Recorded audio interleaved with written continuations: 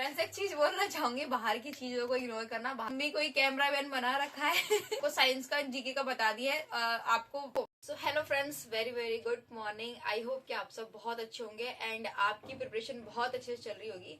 आप सबको पता है कि मेरा 1 दिसंबर को एग्जाम था आरआरबी एनटीपीसी ग्रुप डी का एंड मैं देकर आ चुकी हूँ।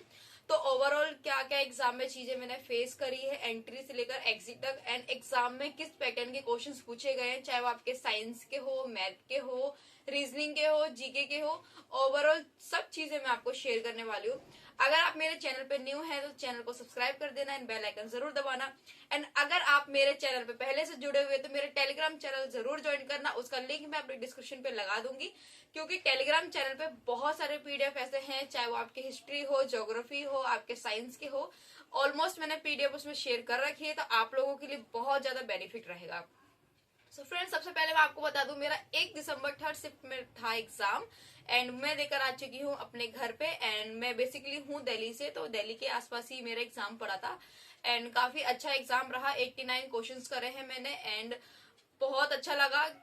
एंट्री से लेकर एग्जिट तक मैं आपको बताऊं, जितना भी मतलब जो चेकिंग वगैरह होती है बहुत नॉर्मली थी। बस ये हुडी का थोड़ा सा दिक्कत था, जैसे कि इसमें टोपा है तो वो अलाउड नहीं करा था उन्होंने, तो मैं जैकेट पहन के गई थी वैसे भी, क्योंकि ये चीजें मैंने फेस कर रखी है पहले भी। एंड उसके बाद चेकिंग वगैरह में कोई इतना हार्ड चेकिंग नहीं थी, नॉर्मली बस बेल्ट वगैरह का देखा था। एंड उसके बाद जब हमने अपना बायोमेट्रिक वगैरह करा लिया, उसके बाद जब एग्जाम के लिए बैठे तो सबसे पहले तो बहुत ज्यादा नर्वस हो गई थी कि एग्जाम कैसा जाएगा कैसा नहीं जाएगा। लेकिन कुछ मेरे फ्रेंड्स वगैरह हैं जिन्होंने पहले एग्जाम दिया है 2022 का भी, एंड 2022 के अकॉर्डिंग 2025 में किस तरीके से सब चीजें मैं बता दूंगी। एंड जो 2022 में दिया था उसका एग्जाम अभी 27 नवंबर को था, तो उसने मुझे रिव्यू दिया था कि इस टाइप के क्वेश्चंस वगैरह पूछे गए हैं, तो मैंने उसके अकॉर्डिंग प्रिपरेशन करी एंड थोड़ी बहुत मैंने स्टडी भी करी।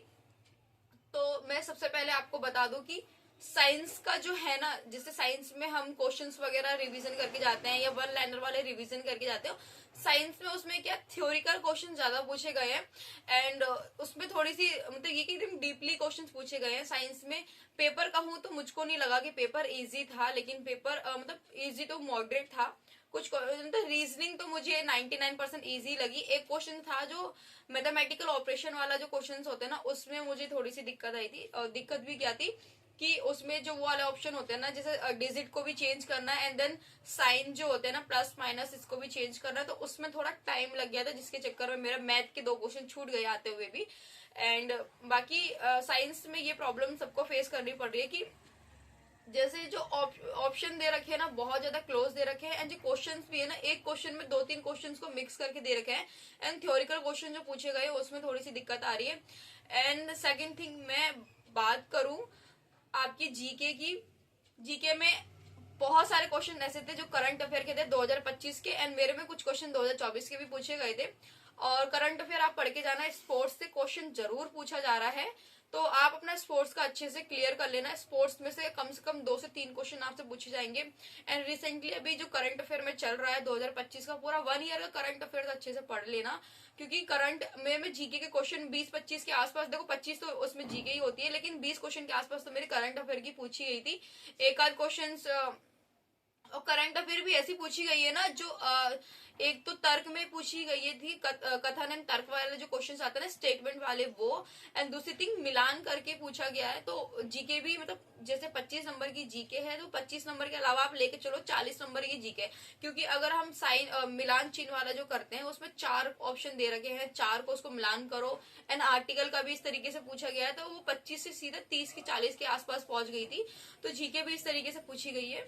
फ्रेंड्स, एक चीज बोलना चाहूंगी, बाहर की चीजों को इग्नोर करना, बाहर की नॉइस को इग्नोर करना, क्योंकि अभी ठेले वाले भैया आए हैं, क्योंकि अभी ट्राइपॉड नहीं है तो मम्मी कोई कैमरा मैन बना रखा है तो इसलिए खैर आते हैं अपने मुद्दे की बात पे। मुद्दे की बात ये है कि अभी मैंने आपको साइंस का जीके का बता दिया है, आपको लास्ट ये बचा है रीजनिंग एंड मैथ का।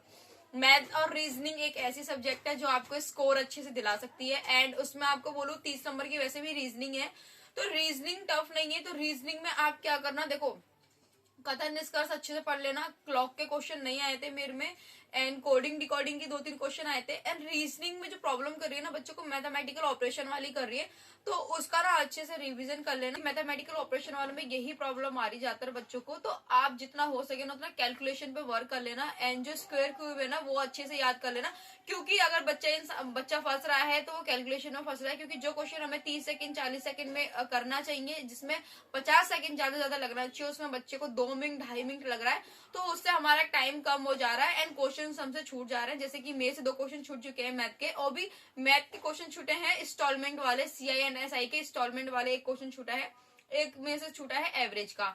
तो आप रीजनिंग को इस तरीके से कर सकते हो। रीजनिंग में कोई डिफिकल्टी क्वेश्चंस नहीं आ रहा है, बस थोड़ा सा कैलकुलेशन वाले आ रहे हैं। जैसे कोडिंग डिकोडिंग वाले क्वेश्चंस आ रहे हैं ना, तो उसमें थोड़ा सा फंसा रहा है। एंड जो डिजिट वाले होते हैं ना, कि और उसमें डिजिट में जो हमें डिफरेंट या क्या कहते हैं, आपके डिफरेंट हो गए या डिवाइड करके हो गए, तो इसके भी 2-3 तरीके से क्वेश्चंस आ रहे हैं, तो आप ये चीजें कर सकते हो। और रही बात मैथ की, तो मैथ की मैं आपको बता दूं, मैथ इतनी टफ नहीं आ रही। मैथ हर एक बच्चे से 22 से 24 क्वेश्चन इजिली बन रहे हैं, तो मैथ डिफिकल्ट नहीं है। मैथ में आपको बता दूं, टाइम एंड वर्क के मेरे में 2 क्वेश्चन पूछे गए थे, एंड नल व टंकी का एक क्वेश्चन पूछा गया था, एंड मेरे से SI का एक क्वेश्चन पूछा गया था, एंड CISI के इंस्टॉलमेंट का एक क्वेश्चन पूछा गया था, जो मेरे से छूट चुका है।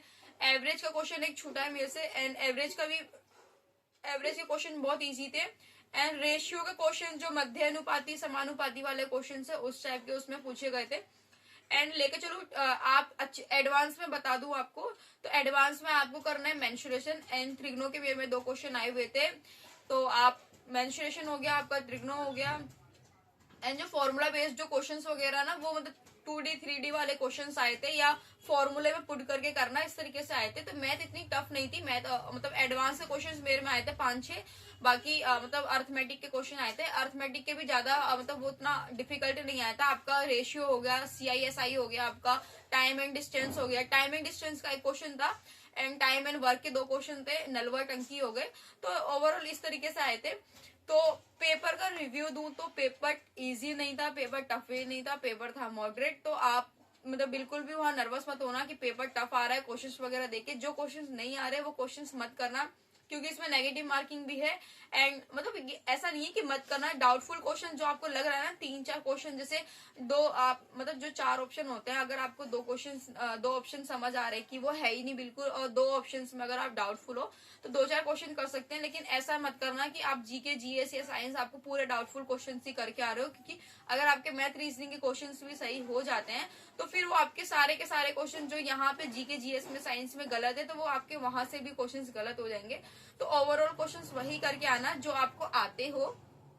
एंड यही कहूंगी कि आप अपना पेपर बहुत अच्छे से देकर आना, एंड आप लोग भी अपना रिव्यू देना कि आप लोगों के क्या मतलब कितने अटेम्प्ट कर रहे हैं आपने। मेरे डिस्कशन पे जाके या कमेंट सेक्शन में जाके आप लोग मुझे कमेंट करके बताना कि हमारा ये इस दिन को एग्जाम है, मतलब आपका कब एग्जाम है, एग्जाम सेंटर कहाँ पड़ा है, एंड आपकी प्रिपरेशन कैसी हुई है। एंड अगर आपको फिर भी लग रहा है कि आपके कुछ क्वेश्चंस ऐसे हैं जो डाउटफुल हैं, तो आप मेरा टेलीग्राम चैनल ज्वाइन कर लेना, एंड मेरे चैनल को सब्सक्राइब कर लेना। वो मैं इसलिए बोल रही हूँ क्योंकि अगर आप मेरे चैनल को सब्सक्राइब कर लेंगे एंड टेलीग्राम चैनल को ज्वाइन कर लेंगे, तो उसमें आप लोग डाउट क्वेश्चंस पूछ सकते हो। क्योंकि मेरे टेलीग्राम चैनल पे 400 प्लस सब्सक्राइबर है, तो उसमें हम लोग यही करते हैं, जैसे मुझे कोई क्वेश्चन नहीं आता या सामने वाले कोई क्वेश्चन नहीं आता, तो वो ग्रुप में शेयर कर देता है। एंड उसमें काफी एस्पिरेंट ऐसे हैं जो अपने PDF वगैरह भी शेयर करते रहते हैं, जिससे कि हमें बहुत ज्यादा आसानी होती है चीजों को पढ़ने में। क्योंकि इस टाइम नहीं है हमारे पास कि हम नोट्स वगैरह बनाएं, फिर देन उसकी स्टडी करें, रिवीजन करें।